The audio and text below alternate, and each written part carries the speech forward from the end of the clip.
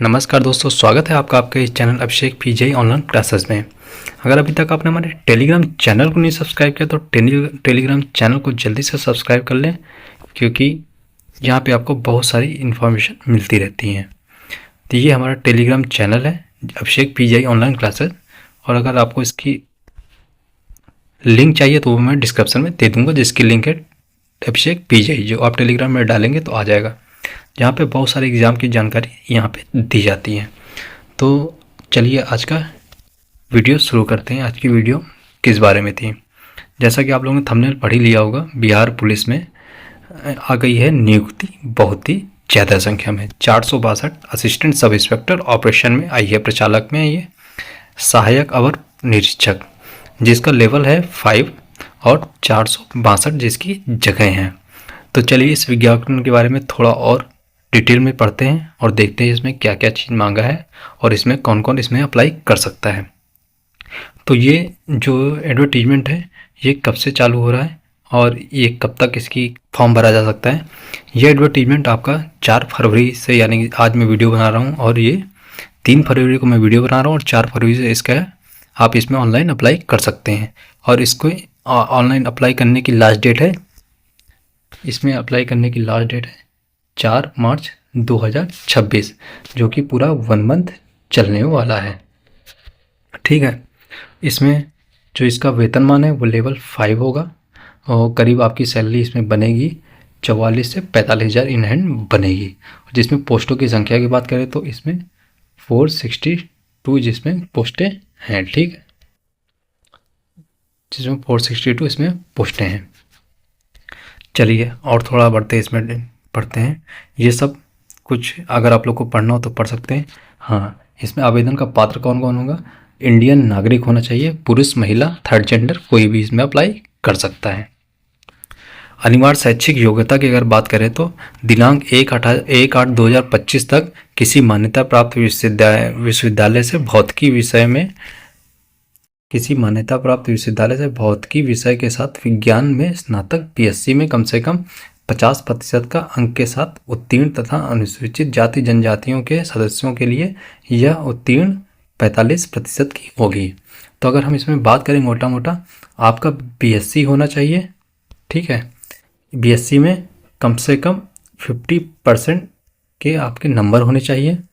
और अगर आप एससी हैं, आप एसटी हैं, तो आपको 45% नंबर लाने जरूरी हैं। इसमें जिसके 50 मतलब ओबीसी और यूआर ईडब्ल्यूएस के लिए 50% अंक होने चाहिए।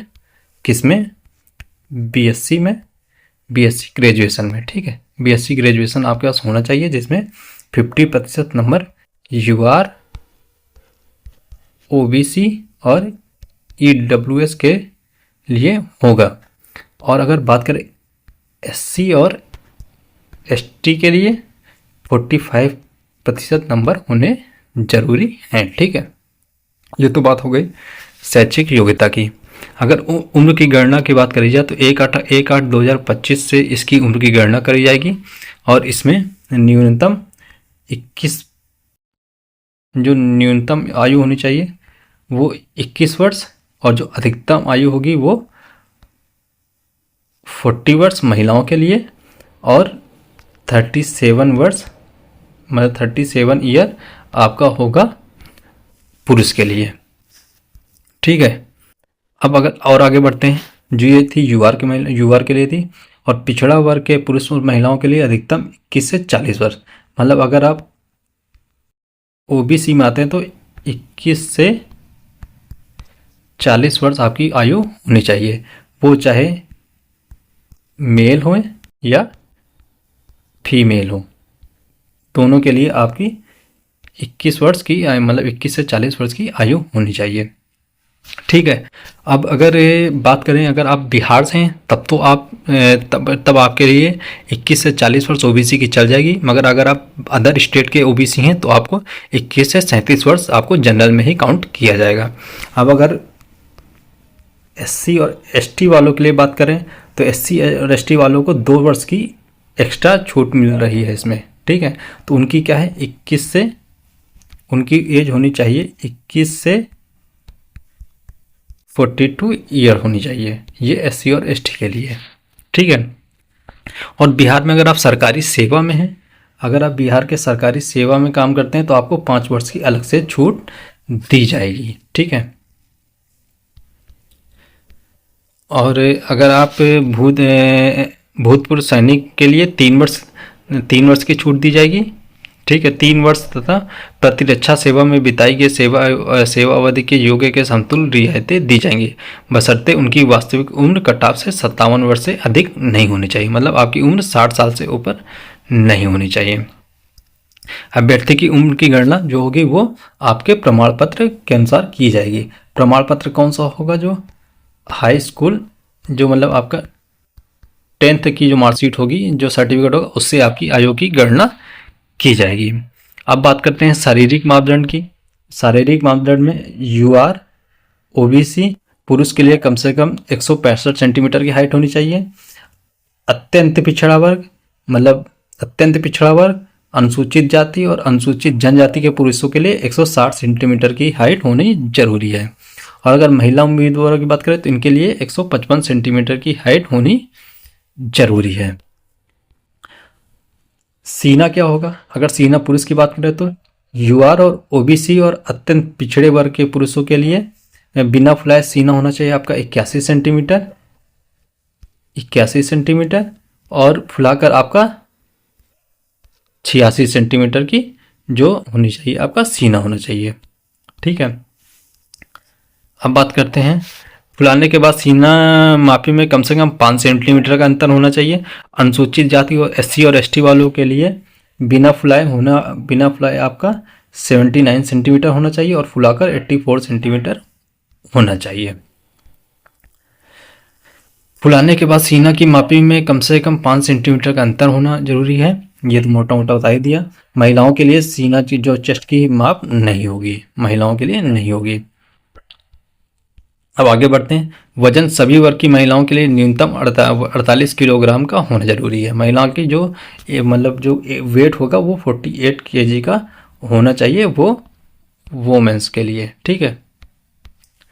थर्ड जेंडर के लिए आप ये गेस्टेड पढ़ सकते हैं, गजट की नोटिफिकेशन पढ़ सकते हैं, उसमें दे रखा है। अब आगे बढ़ते हैं कि लिखित परीक्षा कैसे होगी।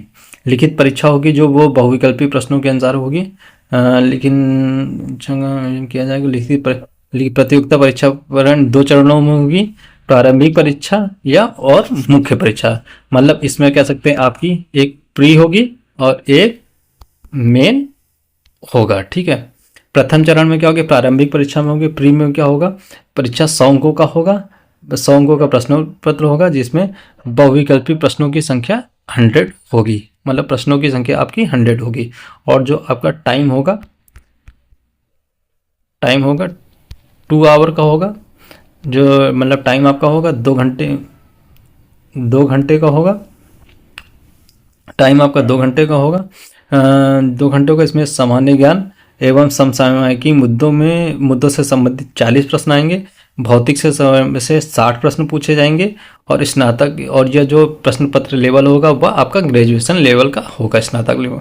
इसमें अगर इसमें आपके 30% से कम अंक आते हैं तो आप मुख्य परीक्षा के लिए असफल घोषित किए जाएंगे।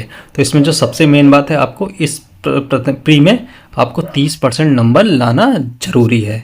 तो ये आपका मस्ट है, 30% नंबर लाना आपका जरूरी है, ठीक है। अब बात करते हैं, आगे बढ़ते हैं।